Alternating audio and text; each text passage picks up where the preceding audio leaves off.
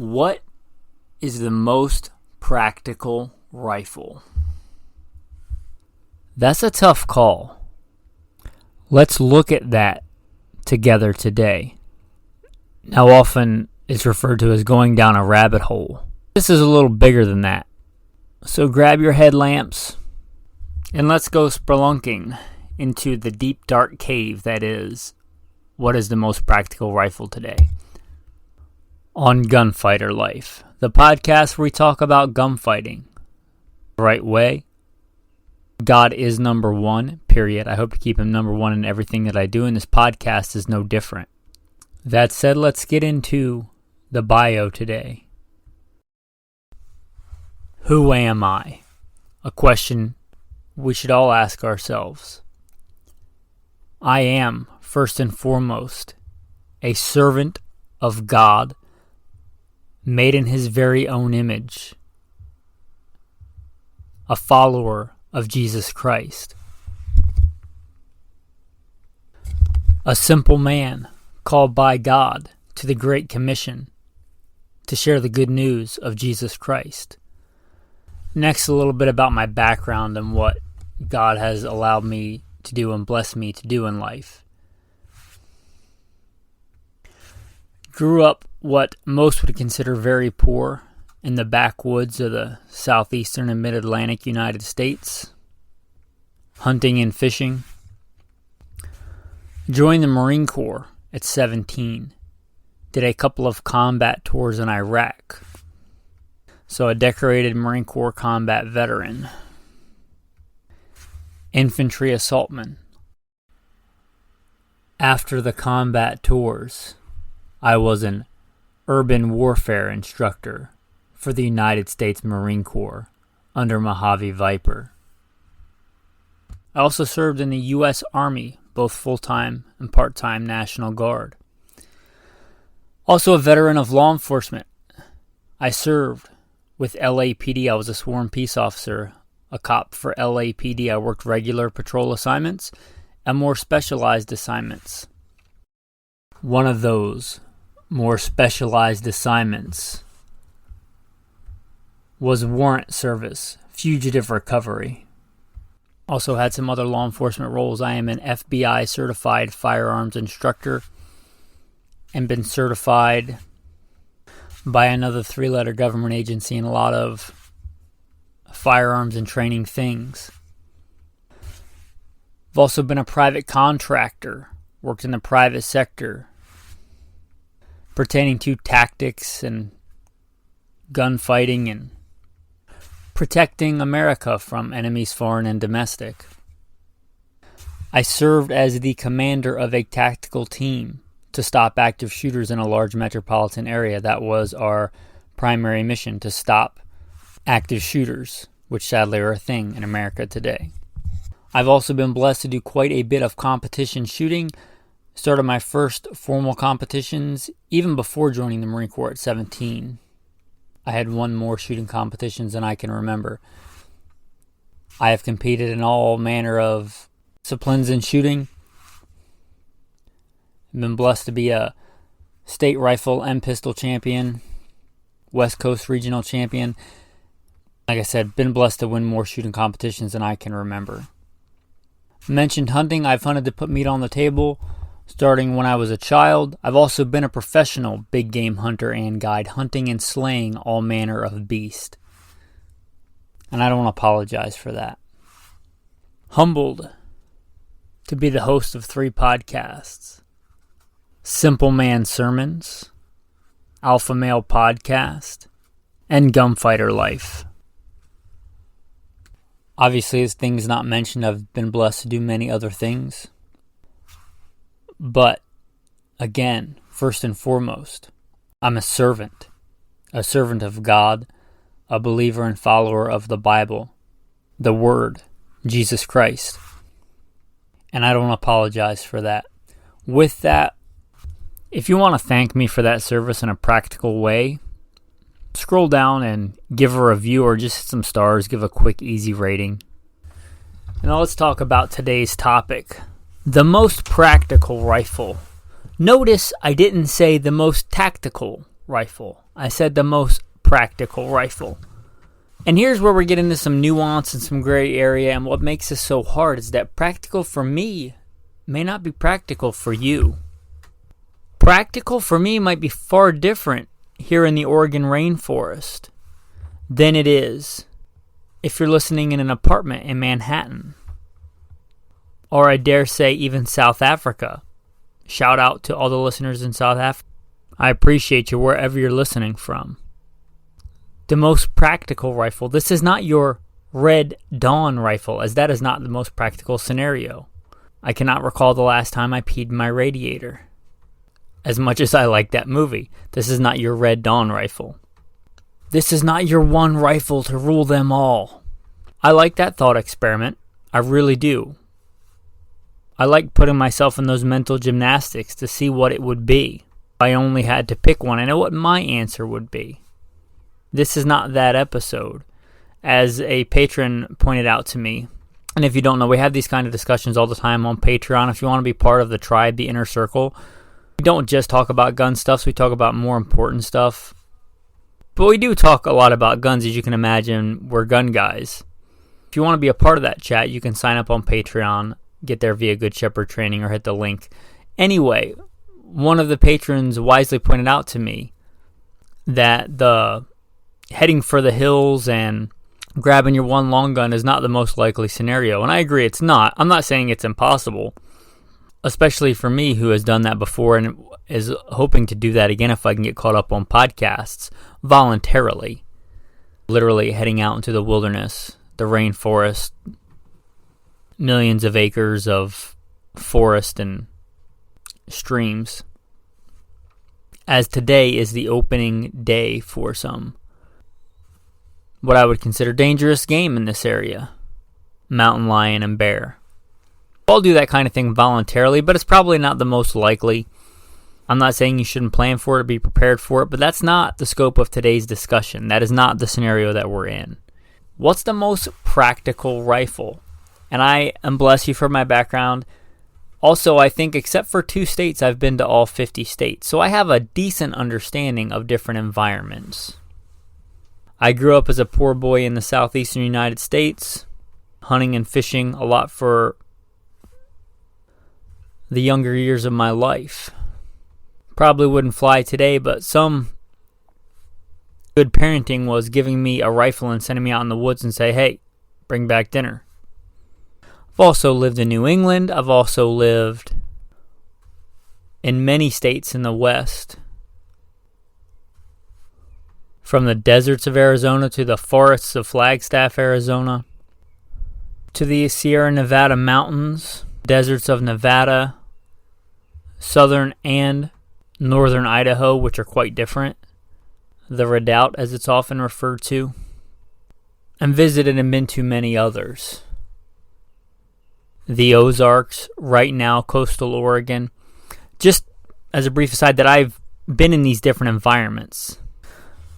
I've been blessed to have a number of different jobs. Now I realize that most of you are not professional hunters, not professional big game hunters or guides as I have been in the past, or the commander of tactical teams, or perhaps corporate management for a multi-billion-dollar company.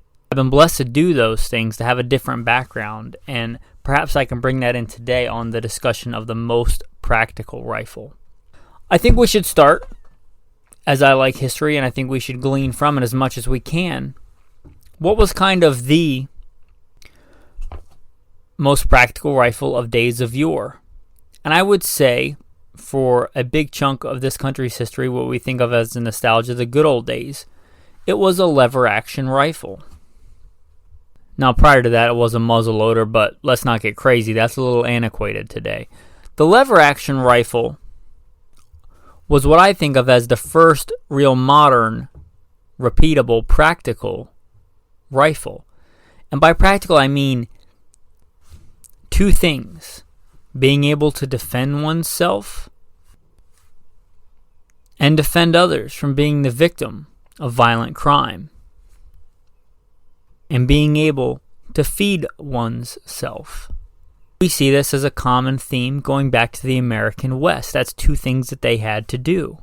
whether it was a cowboy defending from cattle rustlers or a pioneer defending himself from savage Indians. You may take offense to that term, but I don't.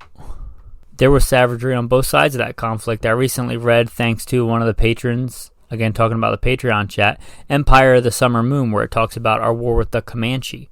And we did some heinous, brutal things. And by we, I mean the European settlers, which didn't include me because my mom came here from Italy when she was 5, and I believe my grandfather came here on my father's side. My ancestors weren't even here.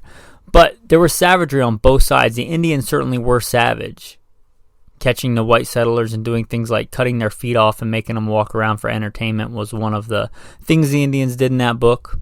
Also killing young infants by dragging them around. Not to mention the horrific things done to women, both young and old. I won't get into that. But there was savagery on both sides. The men going into that environment needed protection from that. They also needed to feed themselves. Now, they often took rations and things like that, but they often needed to feed themselves as well. What we think of as kind of an iconic part of the American West, that lever action rifle, because it was good for that. It was good for both. It was used to great effect for both. Now, this come a little bit afterwards, but it's still in that same vein. I'm not sure of the exact year, but the late 1800s, lever actions were already in common use. There were a few different models. They were a thing.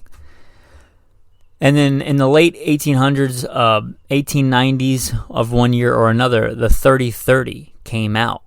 And I think the 30-30 is one of the first modern cartridges. People may disagree, but I would consider it the first intermediate cartridge. And I would consider a lever action 30-30 perhaps the first assault rifle. I know people might disagree with that. But if you look at the amount of firepower and the range that rifle offers, it really was a giant leap forward. You look at that compared to, the front-loading muskets of the Civil Wars that was just a few decades earlier. I would submit to you that a lever action 30-30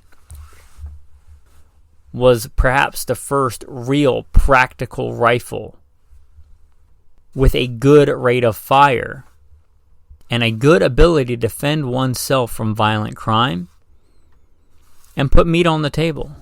Now, there were certainly others before that you could argue were good. The 30-30 is still being used today to put food on the table and put animals in the dirt, and has been. Yeah, somebody may still hunt with a 44 Henry or something, but it's really obscure and they're doing it for the experience. Plenty of practical people from New England to Idaho, I believe, still go out with 30-30 lever actions and take game.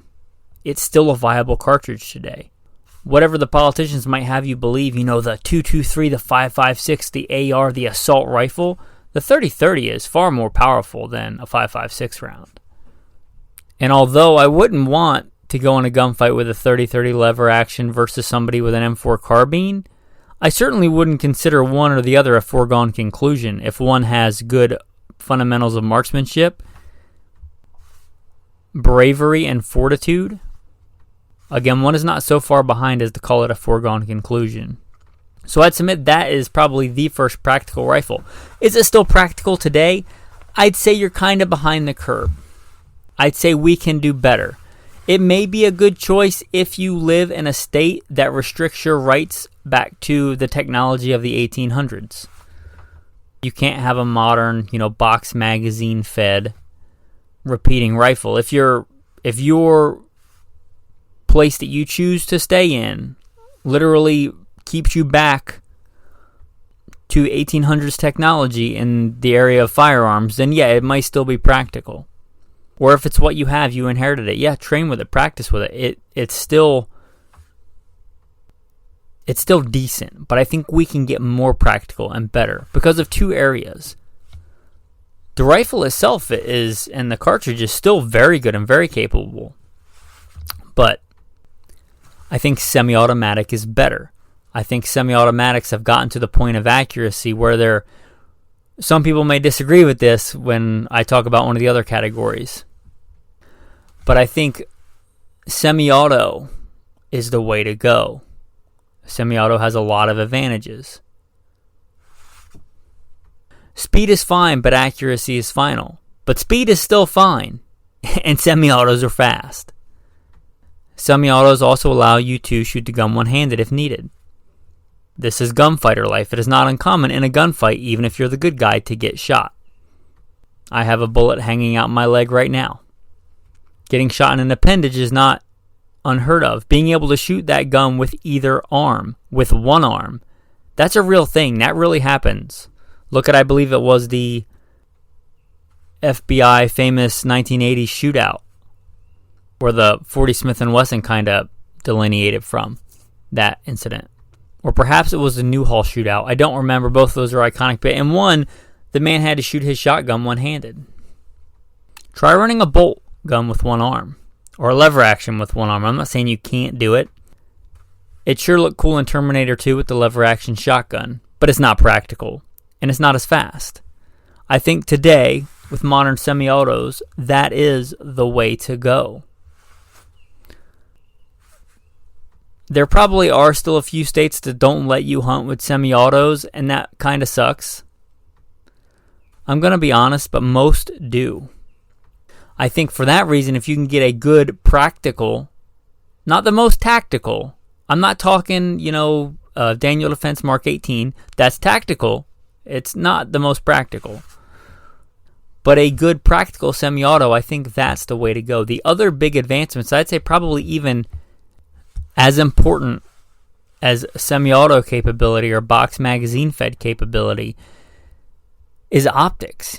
The ability to mount optics in a decent way. I'm not talking about like an AK where it wasn't designed for optics and you have to do some kind of crazy thing to mount an optic on there and it's on a part that moves or bends or something like that. A good way to mount modern optics. And I'm not hating on the AK. The AK is a fine battlefield rifle, but that's not what we're talking about today. We're talking about a practical rifle. And I think in 2022, even if you have backup iron sights, which I encourage, you should have a way to mount a good modern optic. The Winchester 94 30-30 doesn't really let you do that. They did make some models like the angle eject and things like that that do, and I'd say that's a better choice than the original for this purpose, not for nostalgia's sake.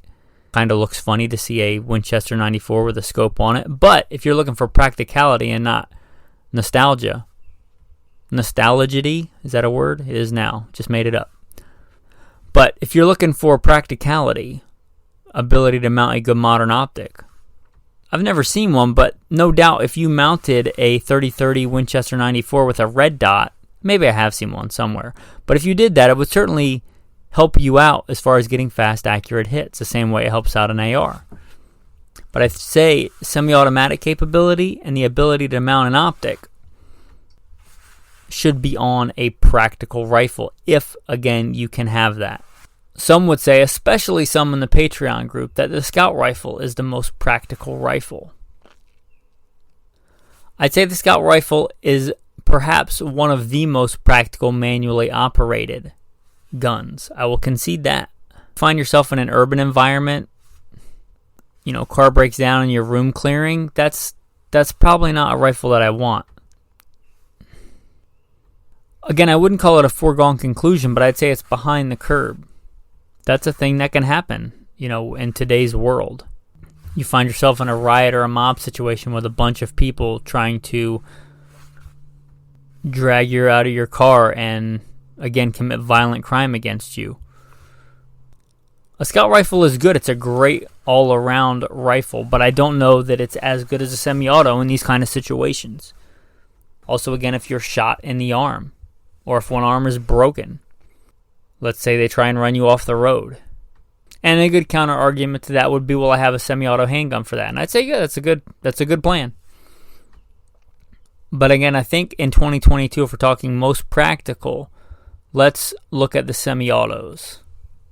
They are plenty accurate enough, I think, to get, hits on medium-sized game or defensive targets out to several hundred meters, several hundred yards, which is the vast majority of any practical situation. Again, this is not a sniper rifle. You're going to have a hard time in a defense scenario shooting somebody at 500 yards. Is it possible? Is there some scenario you could think of where that is legit?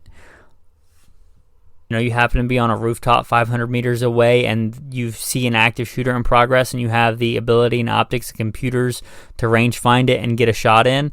It's possible, but it's not likely. A couple of 100 meters and in where you can actually see with your own eyes, that's a lot more likely. Practical scenario. So you're probably thinking, we're almost 21 minutes into this, or you probably don't know how long it is. I'm looking at the clock. But we've been talking about this for a while. What do you think are the most practical rifles? All right, I'm going to give you a few. And this one is not nearly as old as a 3030, but she's been around a while. And that's the SKS. SKS is still a great practical rifle. I know they used to be $100 and some, and now they're, $300 to $500.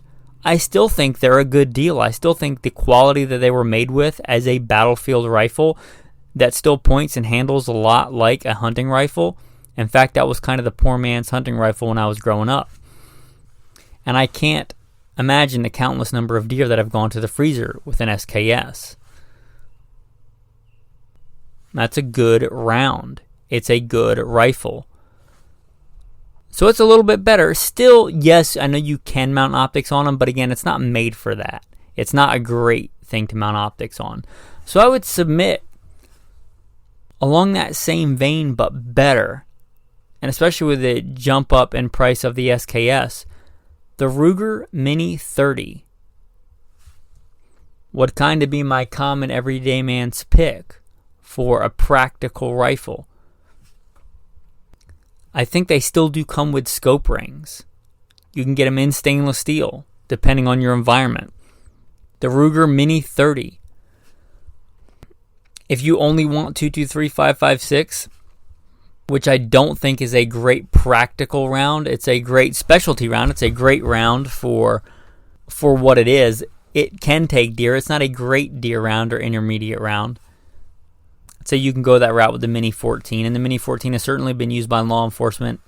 I'd say it's certainly a capable offensive rifle and certainly a capable defensive rifle and a good hunting rifle.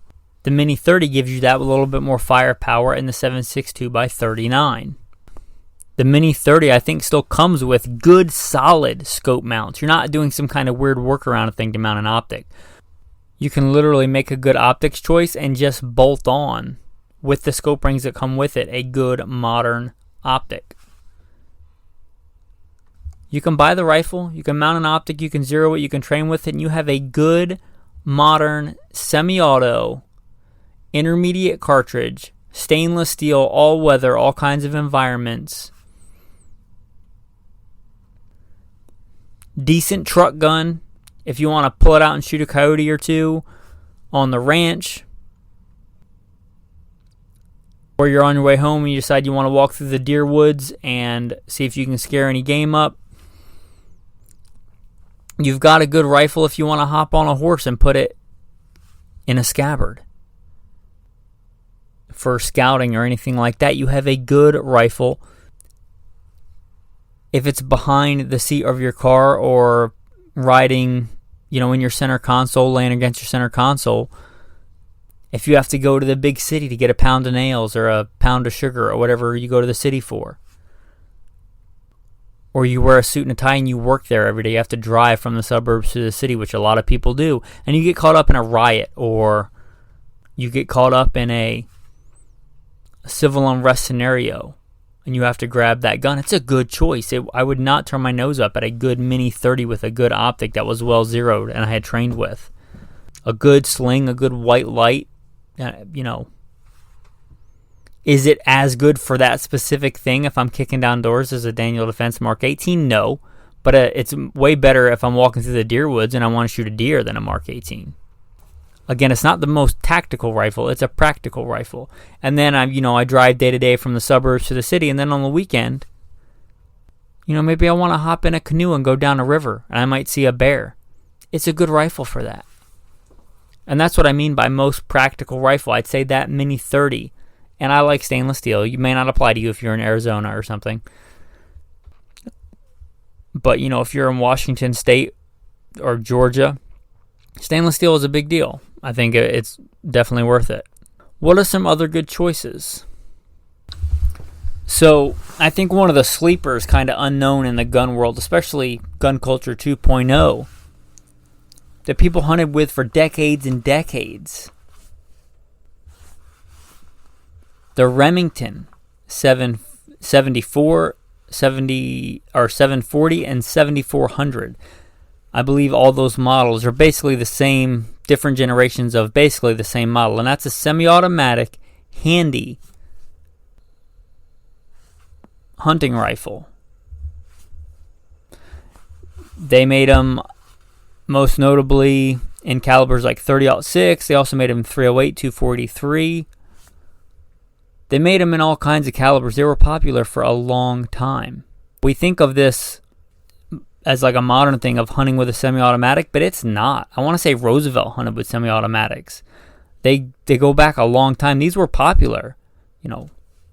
These were popular in the 40s and 50s, and even before that. Don't think it's some new thing. Don't think the semi-automatics are some kind of assault weapon, because that's what the media portrays them as.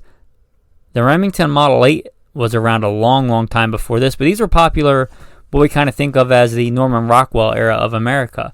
And they're still good choices. The Remington 740, I'm just going to pick one. The 740. You get one. It comes, I think it still uses the regular, I could be wrong, but it's going to use a pretty common way that you can get good modern rings for to mount optics. Even though that rifle's a little bit older, you put a good all-around optic on it. That's a good rifle. You want to go up a little bit in power. The 30-06, the M1 Garand cartridge, our military round for World War I and World War II. Now, I wouldn't if it was a practical rifle. I'd actually probably step down and get one in 243. I think that's a good balance. If I lived somewhere like Alaska, I might want a little bit more there. Anything other than that, a 243 would be a great all-around semi-automatic choice. Again, it's sleek. Your one downside here is that the standard magazine, I don't know how many it holds, but it's not many. I do believe they made 10-round magazines for them. And 10 rounds of 308 or 243 is nothing to sneeze at. That, in most situations, is going to be enough. So I'd say that's kind of a sleeper. Most people are going to say, why not get an AR-10 variant? And I would say the big one for that is they're heavy. And I know you can get super lightweight ones, but you're probably talking about quite a bit of money, and that might keep people out. But yeah, I'd say the AR-10 can absolutely be a good choice, and they're only becoming more popular and coming down in price. A good AR-10 with a good optic in 6.5, in 308, something like that is going to be fine. Also an AR variant, but I would say not in 223. That's not a good practical round. I know, a lot of people deer hunt with it. I get it. But if you were going to go the AR-15 route, this is kind of where you'd probably want to custom build something in 6.8 or 6.5. You could make a case for 300 blackout because it's got a bunch of different options. Again, this is not the most tactical rifle, the most practical. So make sure it's a balance and you don't turn this into some mega war machine. But I'd say that really depends, because you get into the AR-10s and the AR-15 worlds and you can go. They're so customizable. You can literally make a good prairie dog gun out of an AR-15.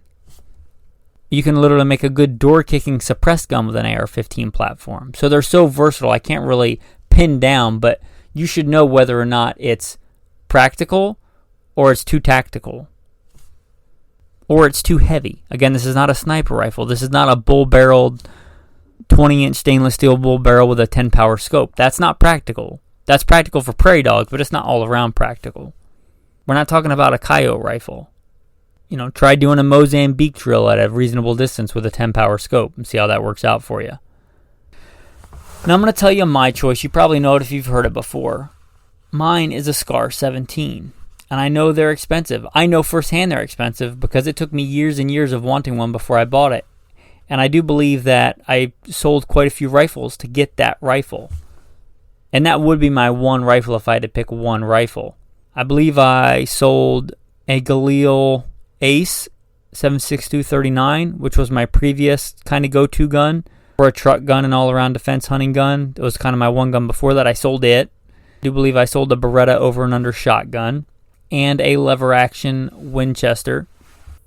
I do kind of miss those guns because it's not like I never used them, but I'm not a gun collector. I'm a gunfighter, and I think that Scar 17, I'm happy with it. It is a 308.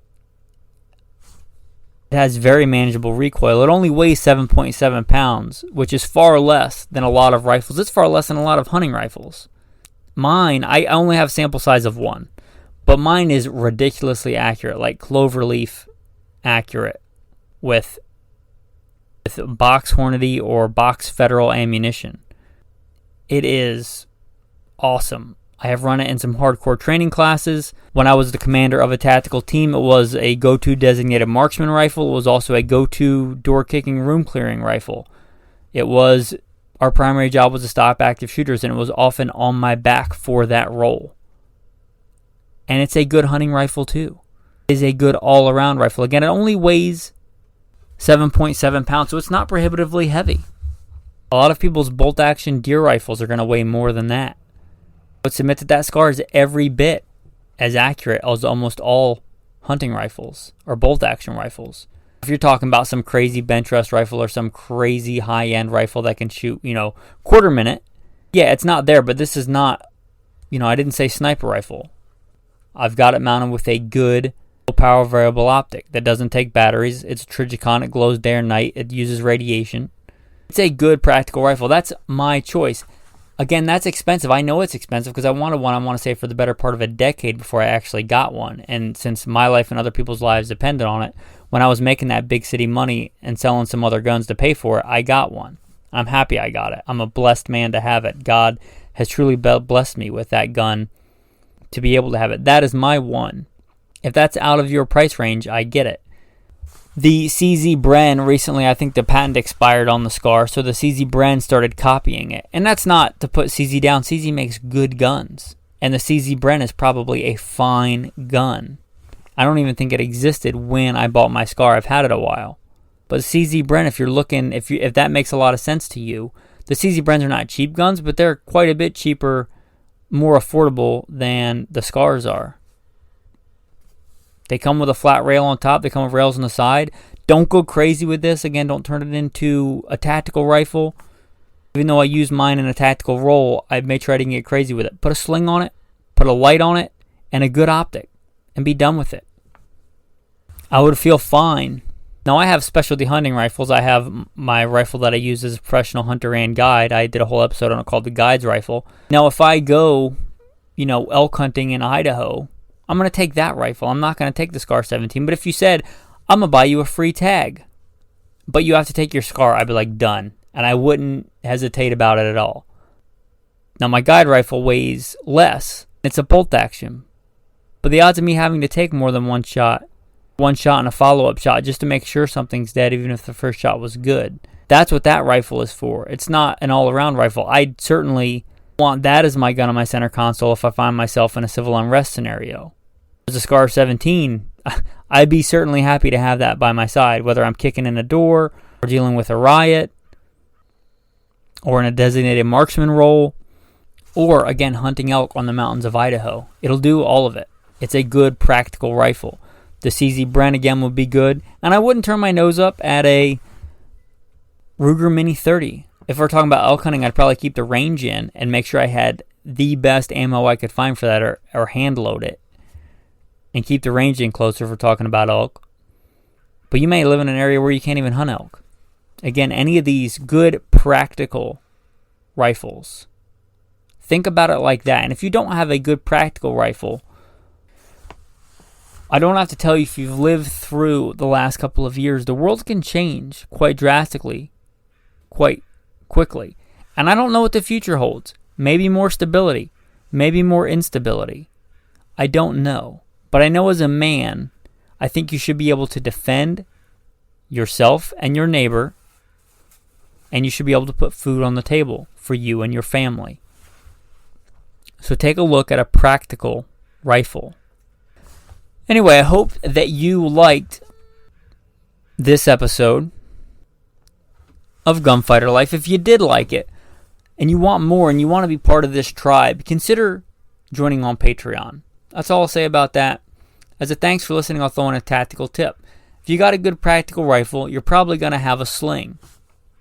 I would say, if you can, get that sling in something other than black for this reason. Something I like to do is write a Bible verse on my sling, which you may or may not choose to do. And I also like to write the dope down, meaning the settings of my rifle. I write it on that sling. Like my Scar 17 has a tan sling, or desert sand, whatever you want to call it. Coyote, whatever tactical name you want to give it. It's a light brown sling. I take my tactical Sharpie and I write on there, zeroed, BZO, battle site 0 at 50 meters, and then on again. It's dead on at 50 and it's dead on again at 225. I have a point blank range on a man-sized target anywhere from 0 meters to about 275 meters with that rifle. I write that dope on there with what ammo, with what grain weight. I have that on there. If I want to take a more precise shot, I might have more precise dope written on there. Like it's an inch and it's 1.75 inches high at 100 yards. I'll have that written on the sling. Anyway, that's your tactical tip for the day. Get a gunsling that's not black. Write your dope on it. Dope just means a rifle settings. It's sighting in information. Another way you can do this, not uncommon. It doesn't work well on my Scar because of the stock configuration, but on a more traditional stock, take one of those Write in the Rain notebooks, which you probably should have if you're in this kind of community, in this kind of world, the Write in the Rain notebooks.